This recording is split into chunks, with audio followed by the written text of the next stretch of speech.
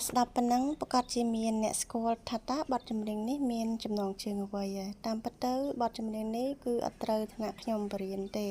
ប៉ុន្តែដោយសារកូនគាត់ចេះតែទទូចថាអ្នកគ្រូបរៀនទៅអញ្ចឹងអ្នកគ្រូម្នាក់នេះក៏អត់ដាច់ចិត្តដែរក៏លើកយកបទនេះមកបរៀនតែម្ដងទៅដោយសារតែយល់ឃើញថាបទចម្រៀងនេះគឺមានអត្ថន័យអប់រំល្អគឺនិយាយអំពីអ្នកមានគុណហើយក៏សូមសរសើរដល់កូនដែលគាត់មានភាពវៃឆ្លាតបង្រៀនឆាប់ចេះជាស្ដែងដោយបទចម្រៀងនេះគឺបង្រៀនតែមួយផ្លែតគឺគាត់ចេះតែម្ដង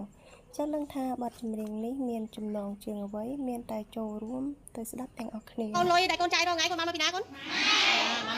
ចាបានមកពីម៉ែរបស់យើងចាអញ្ចឹងគាត់មានគុណសម្រាប់យើងអត់មានគាត់ខំប្រឹងរលុយខំប្រឹងធ្វើការរាល់ថ្ងៃគឺដើម្បីឲ្យកូនចាយកូនសិក្សារៀនសូត្រអញ្ចឹងថ្ងៃនេះដើម្បីជាការតបស្នងសងគុណវិញអញ្ចឹងកូនចូលរួមច្រៀងចម្រៀងមួយបទដែលមានចំណងជើងថាលុយម៉ែចាកូនចេះសូត្រអត់ចាតោះឥឡូវកូនច្រៀងទាំងអស់គ្នាមើល